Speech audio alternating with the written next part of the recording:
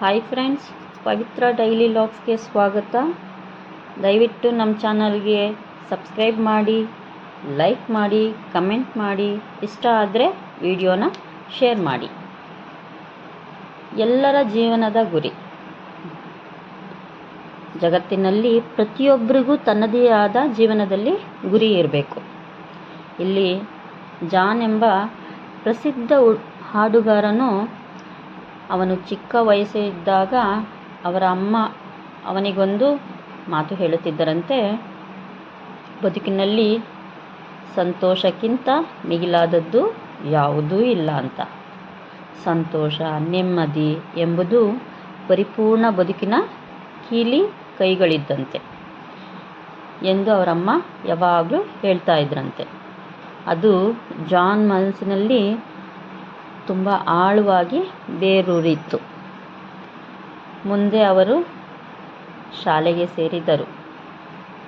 ಒಂದು ದಿನ ಅವರ ತರಗತಿಯ ಶಿಕ್ಷಕಿ ಎಲ್ಲ ಮಕ್ಕಳಿಗೆ ಒಂದು ಪ್ರಶ್ನೆ ಕೇಳಿದರಂತೆ. ಶಿಕ್ಷಕಿ ಮಕ್ಕಳಿಗೆ ಕೇಳಿದ್ದು, ಮುಂದೆ ನಿಮ್ಮ ಬದುಕಿನಲ್ಲಿ ನೀವೇನಾಗಬೇಕು ಎಂದು ಬಯಸುತ್ತೀರಿ? ಅದಕ್ಕೆ ಎಲ್ಲ ಮಕ್ಕಳು ಬೇರೆ ಬೇರೆ ಉತ್ತರಗಳನ್ನು ನೀಡುತ್ತಾರೆ.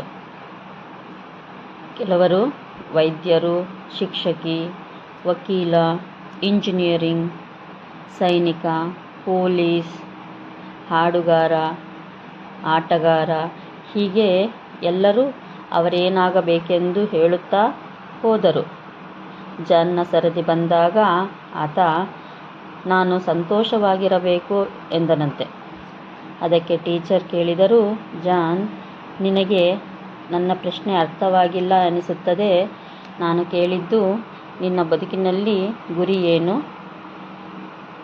ಜಾನ್ ಹೇಳಿದ, ಇಲ್ಲ ಮಿಸ್, ನನಗೆ ನಿಮ್ಮ ಪ್ರಶ್ನೆ ಅರ್ಥವಾಗಿದೆ, ಆದರೆ ನಿಮಗೆ ಜೀವನವೇನೆಂದರೆ ಏನೆಂದು ಅರ್ಥವಾಗಿಲ್ಲ. ಹೌದು, ಸಂತೋಷವಾಗಿರುವುದೇ ಎಲ್ಲರ ಜೀವನದ ಗುರಿಯಲ್ಲವೇ ಎಂದು ಜಾನ್ ಟೀಚರ್ನನ್ನು ಪ್ರಶ್ನೆ ಮಾಡುತ್ತಾನೆ. ಹಾಗಾದರೆ ಫ್ರೆಂಡ್ಸ್, ನಿಮ್ಮ ಜೀವನದ ಗುರಿ ಏನು ಅಂತ ಕಮೆಂಟ್ ಮಾಡಿ ತಿಳಿಸಿ. Thank you for watching friends.